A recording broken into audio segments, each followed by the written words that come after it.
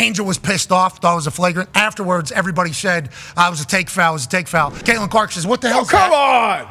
on! Caitlin Clark says, what the hell is that, to the ref? And then she says, and most basketball people say, that's a take foul. Instead of a layup, we're going to make you earn it. But there was a moment in the game where Angel Reese has a little bit of a push-off on an offensive board. Obviously, she's great at getting rebounds, incredible underneath. Pat McAfee just took on the entire narrative surrounding Caitlin Clark, comparing her to legends like Steph Curry and slamming the media for twisting the story. But his passionate defense came with one controversial slip. What did he say and why did he apologize? Before we move on, I'd like to ask you a small favor. If you appreciate this content, please take a second to like this video and subscribe to the channel. Over 98% of you watch the videos without subscribing. It costs you nothing, but it makes a huge difference to us.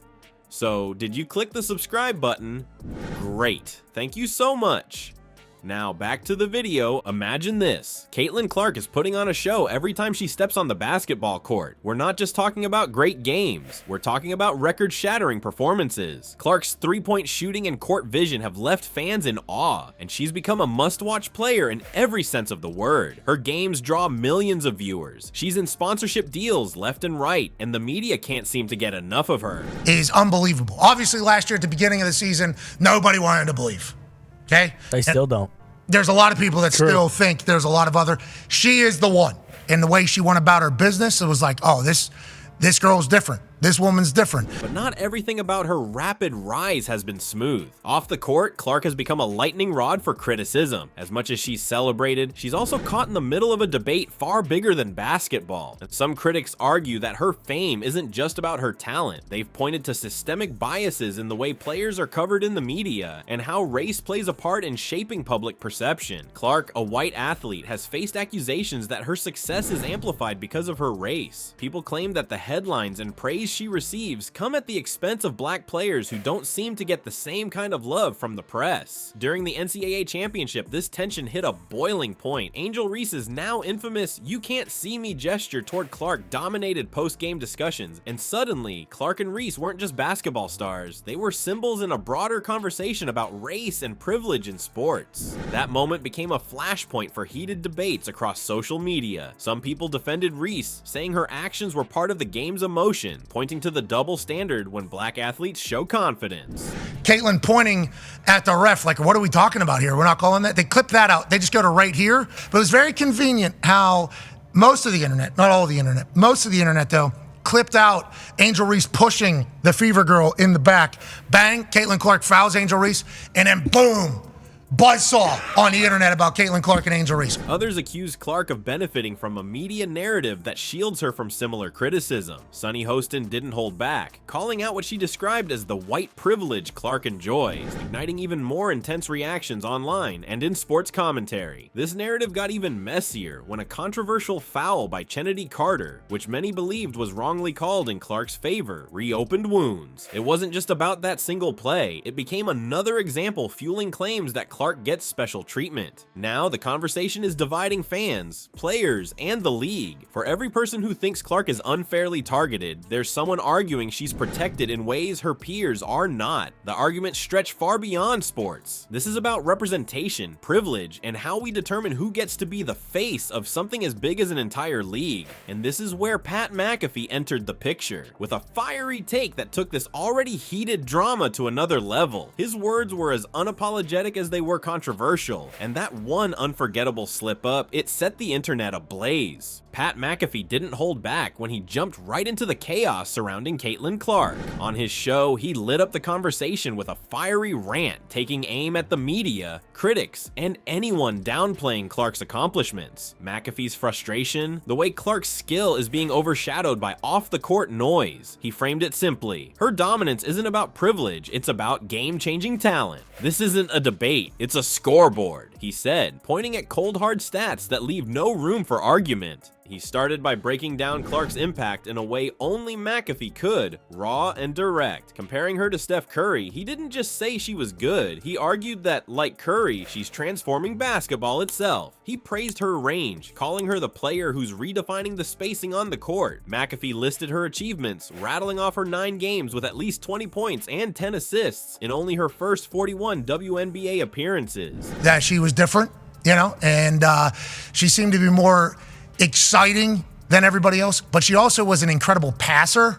Caitlin Clark, 41 games played. She already has 9 of them. And it's just like, wild. It was very obvious whenever she was in college. For context, WNBA icons like Diana Taurasi and Sue Bird didn't hit that mark even close to as fast. Then there's her impact off the court. McAfee pointed out how she's packing arenas to a level where teams are moving to larger venues just to keep up with the demand. She fills up every arena in every town that she goes to. Teams have to go to bigger arenas so that they can try to profit off the Caitlin Clark train. Now, obviously, there's a lot of adult males who are fans and go into it. But you got a lot of little girls that are coming out watching their hero play. To him, Clark isn't just a player, she's the engine that's driving the entire league forward. But McAfee didn't just stop at celebrating her success. He turned on the critics too. He called out what he saw as cherry-picked moments spread across social media, slamming the way they were being used to paint Clark as a polarizing figure.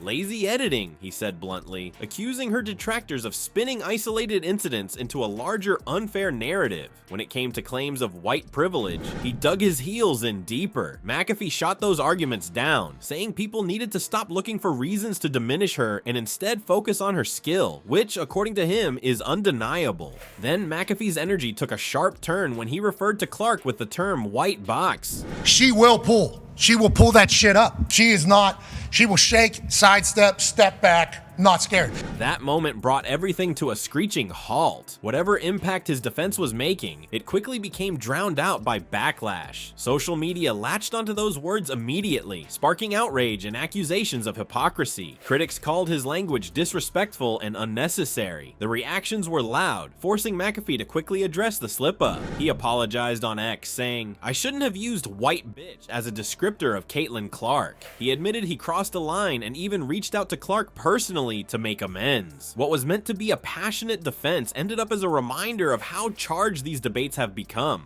The fallout from the Caitlin Clark and Angel Reese rivalry didn't just spark debates, it forced the WNBA to take a hard look at its own issues. With tensions boiling over on social media, the league knew it had to step in. Los Angeles, I think they got Kelsey Plum out there. Yeah, they do. I think they're going to be great. There's a lot of great teams. I'm just talking about watching Caitlin Clark play. Electrifying. Yeah. And then she'll do a no-look pass, full court passes. I mean, her teammates have to get used to her passes. I think. That's where their new initiative, No Space for Hate, comes in. This program isn't just a statement, it's packed with tools to address the toxic online behavior that has been targeting players like Clark and Reese. At the center of this effort is AI-powered technology designed to track and monitor hate speech across social media platforms. The WNBA is serious about defending its players, laying out specific consequences for online violations, from blocking offensive users to deleting harmful content. Fans who cross the line could even find themselves banned from league events. What makes this initiative even more critical is the current backdrop of racial and gender dynamics in the league. Longtime WNBA star Aja Wilson hasn't been shy about pointing out how race influences how players are celebrated or critiqued. Speaking openly, Wilson said, "I think it's a huge thing. I think a lot of people may say it's not about black and white, but to me, it is. It's a strong statement from one of the league's most visible athletes, and it highlights the ongoing divide when it comes to representation and recognition in women's basketball." The league's response isn't just about words. They've implemented a fan code of conduct that's intentionally detailed. Racist, sexist, homophobic, or threatening comments. They're explicitly prohibited under this policy, and if someone repeatedly violates these rules, they won't just face minor consequences. They could lose their ability to engage with league content, or in severe cases be reported to law enforcement. It's a clear message. There's no room for harassment in this space. She's the most popular women's athlete on the planet right now, I think. But the timing of this initiative isn't random. The Clark-Reese rivalry has been a big reason for the WNBA's recent surge in viewership, bringing in fans who might not have tuned in before. At the same time, this popularity has brought heavier scrutiny to the league and its players, especially when the conversation strays into loaded topics like race and privilege. The WNBA is walking a tightrope, trying to protect its athletes while also embracing the increased attention that comes with their growing platform. The big question is whether no space for hate can actually extinguish the toxic narratives, or if the media and fans will keep fanning the flames. While the WNBA's steps forward are encouraging, the debates surrounding race and media bias aren't going away anytime soon. The rivalry between Caitlin Clark and Angel Reese isn't just boosting ratings, it's creating a bigger conversation that the WNBA can't ignore. It's gonna be like adversaries, like, you know, Angel Reese is the foil for Caitlin Clark and vice versa. Like, Sport is worth watching. The sport, yeah. We don't need all this shit. yeah, they don't have to get along. They don't have to like each other. They're competitors. Like, we're not talking about the game. We're talking about that play, and that's it, you know? And then, yeah, we'll get the stats about. When their matchup brought in over 3 million viewers, it became clear this isn't just about basketball anymore. It's about race, privilege, and whose stories get amplified. Aja Wilson summed it up saying, "A lot of people may say it's not about black and white, but to me, it is." The question now is whether the league and its fans can embrace these challenges or stick with the same tired narratives. Either way, with players like Clark and Reese, the future's undeniable.